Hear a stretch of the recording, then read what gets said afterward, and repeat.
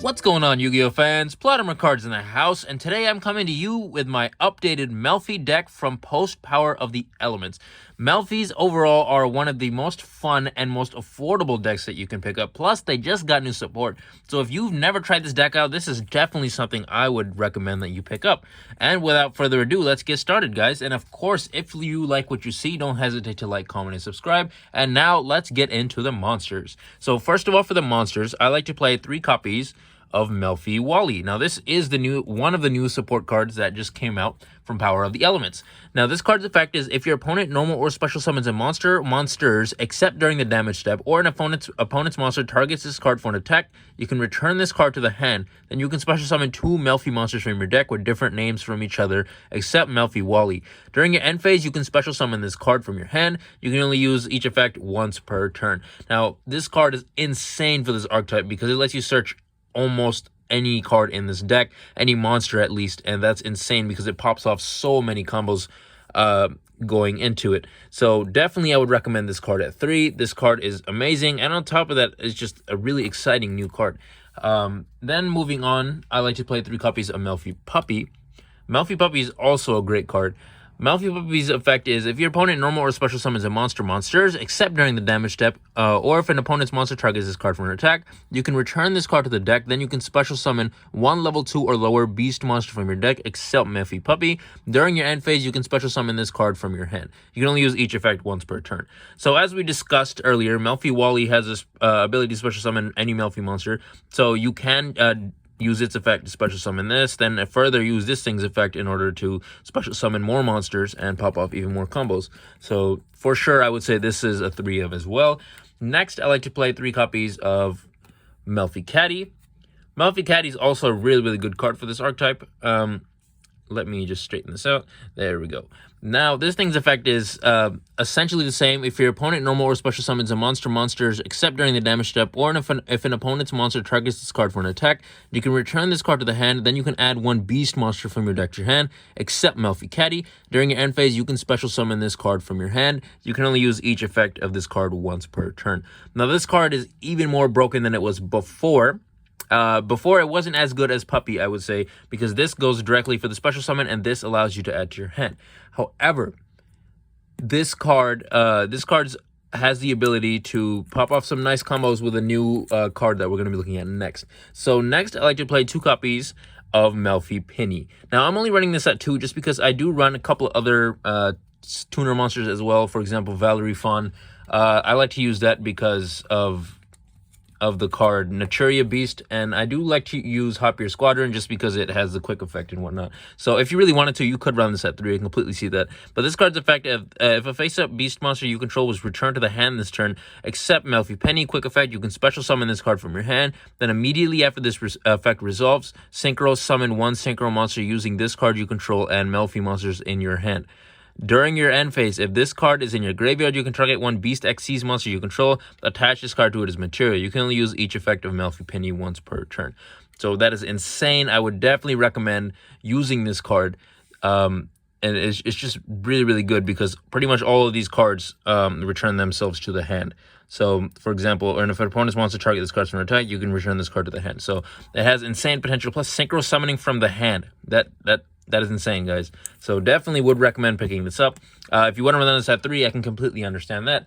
But I do run a couple other tuners, which is why I'm limiting that to 2 for now. However, if I experiment with it more, I might run it at 3. So next, I like to play 2 copies of Valerie Fawn, the mystical beast of the forest. You can discard 1 card, then target 1 level 2 or lower beast monster in your graveyard, except Valerie Fawn. Special summon it in attack position or face down defense position. You can only use this effect once per turn. Now, this card is insane because of its effect to bring back a monster from the graveyard, and on top of that, it is the only way to get into Naturia Beast because it takes 1 Earth tuner. So I would definitely recommend you use this if you want to use Naturia Beast, which is kind of a broken card. So definitely recommend that you do use this card in some capacity. So I like to run it at 2 personally. Next, for the tuners, I like to play 2 copies of Hop Ear Squadron. During your opponent's main phase quick effect, you can target 1 face-up monster you control, special summon this card from your hand, and if you do, immediately after this effect resolves, synchro summon 1 synchro monster using only this card you control and that target. You can only use this effect of Hop Ear Squadron once per turn. Now, this card is probably what I'm going to limit to 1 in order to special summon, or sorry, not to special summon, but to include 1 more copy of Melffy Penny, because I think Melffy Penny is a little bit better than this card overall. Plus, Mary Melffy's is generic, so it doesn't really matter if I use Penny or Hop Ear Squadron in this situation. But when it comes, and Herald of the Arclight, but I don't think I should be able to limit Valerie Fawn, just because Naturia Beast is, I would say, a little bit better, and it takes an Earth monster, so that needs to stay. However, this is probably, if you're running, hoping to run 3 pennies, probably what I'd take 1 of out.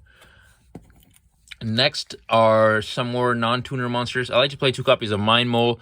Mind Mole is really, really good. Once per turn, this card cannot be destroyed by battle. If this card is sent to the graveyard as synchro material, you can draw 1 card. If this card is removed from play by removed from the field by your opponent's card effect, remove this card from play. So this card is really, really good because you have the ability to search it, as we'll see with a specific spell card in it going forward. And it's that combined with Valerie Fawn, it just immediately goes into Naturia Beast. So that's why I like to run 2. Plus, it gives you some additional draw power when it's used for a synchro summon, which pretty much all the time it is going to be. Next, I like to play 3 copies of Kalantosa, Mystical Beast of the Forest. Now, Kalantosa is a really, really dope card in my opinion. If this card is special summoned by the effect of a beast monster, you can target 1 card on the field, destroy that target. This is really, really good interruption combined with your Melffy cards, and I think it is probably a 3 for this deck as well. Next, I like to play 3 copies of Tri-Brigade Cuirass. Hopefully I'm saying that correctly. My apologies if I'm mispronouncing that. I just suck at pronouncing. I usually use it as just a special summon. You can discard 1 other beast, beast warrior, or winged beast monster, special summon this card from your hand. Then you can banish any number of beast, beast warrior, and or winged beast monsters in your graveyard. Special summon 1 beast, beast warrior, or winged beast link monster from your extra deck with a link rating equal to the number banished. Also, you can use beast, beast warrior, and winged beast monsters and link material for the rest of this turn. So yeah, so this card, mostly I like to use it as a free special summon because it does help with future combos when it gets itself onto the field. But it also works getting a couple of the Tri-Brigade link monsters that I use in the extra deck out as quickly as possible. Next, I like to play 2 copies of Rescue Cat. Rescue Cat is pretty decent. You just have to watch out for this thing getting hand trapped. That's why I'm running 2. But you can send this face-up card to the graveyard to special summon 2 level 3 or lower beast-type monsters from your deck. Those monsters are destroyed during the end phase. So, insane way to get out both Mind Mole and your Valerie Fawn and go into straight synchro summon from there. But this thing, I think it's had an errata recently. I think in the last Melffy deck profile I did, someone commented this, that it also negates the monster's effects. So it's had an errata recently. I just don't have, I guess, the modern up-to-date versions of them. Next, I like to play 2 copies of Alpha, the Master of Beasts. This card is insane, especially in this deck.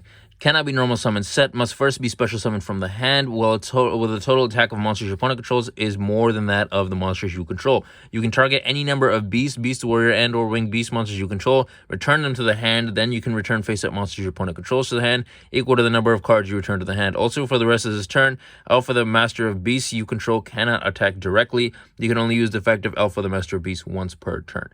This card is insane because most of your Melffys, pretty much every card in this deck has like less than 1,000 attack, or in the main deck at least has less than 1,000 attack. So this card almost pops off every single time.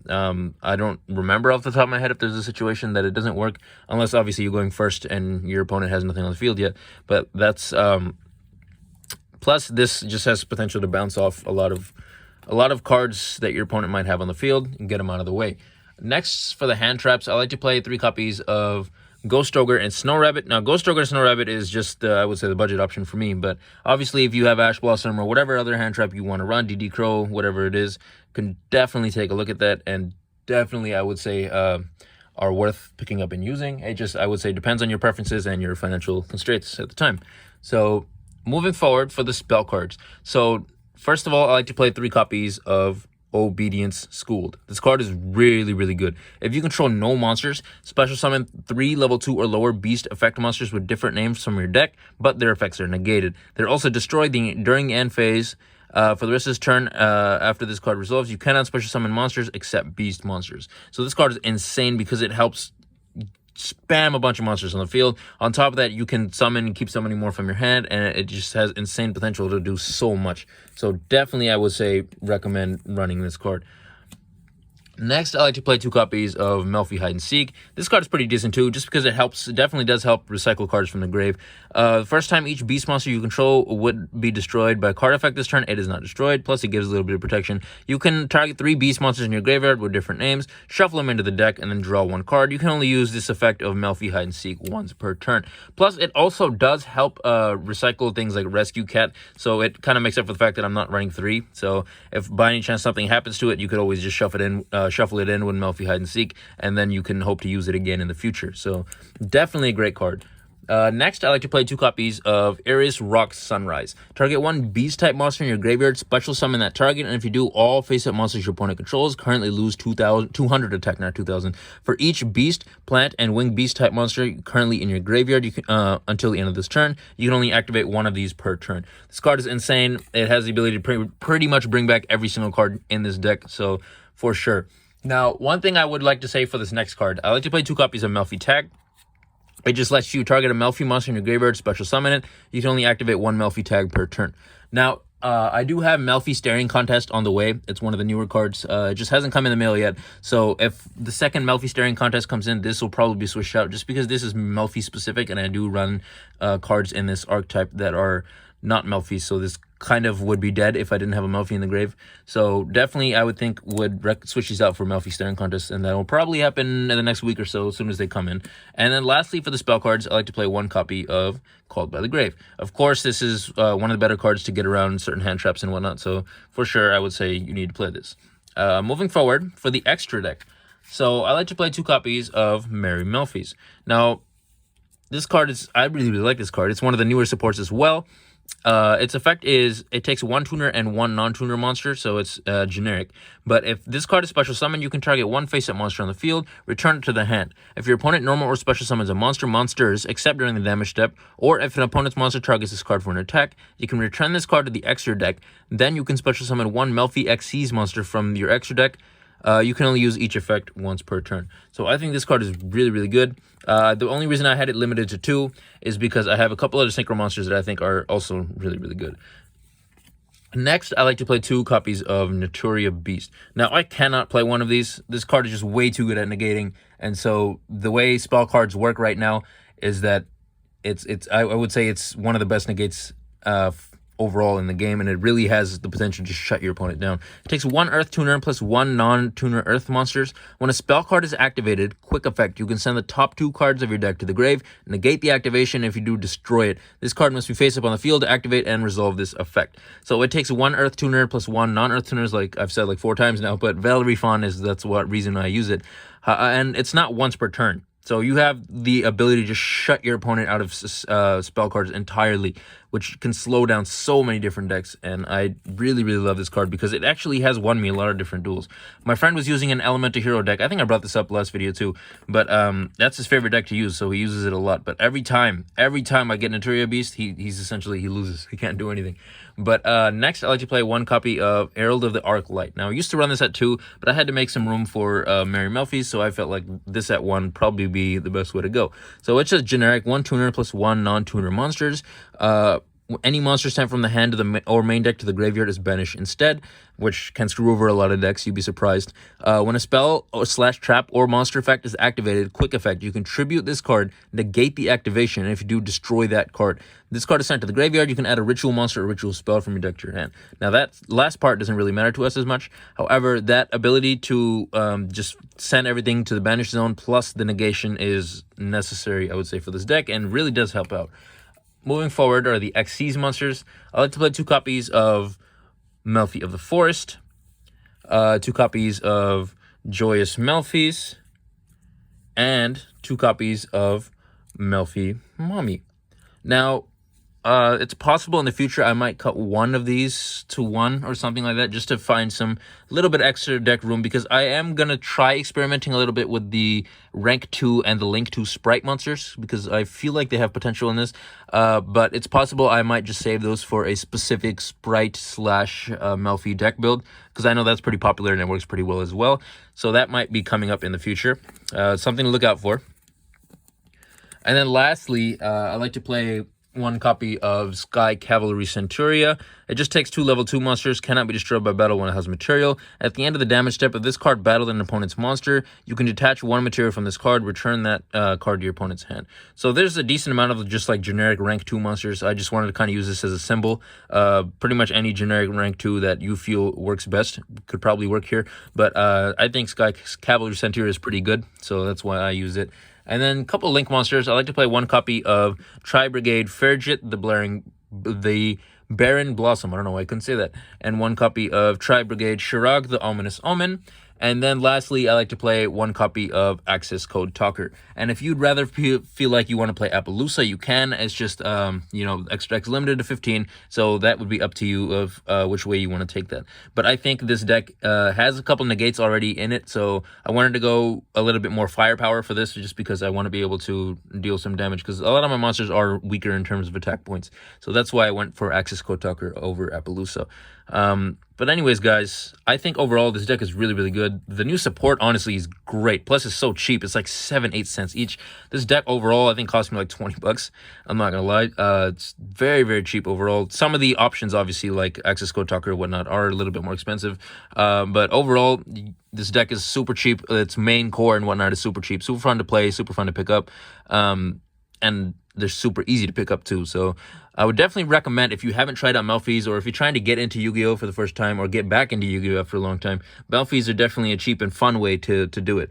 But anyways, guys, this is PlotArmorCards signing out for the day. If you like what you see, don't hesitate to like, comment, and subscribe. And oh my goodness, look at the time.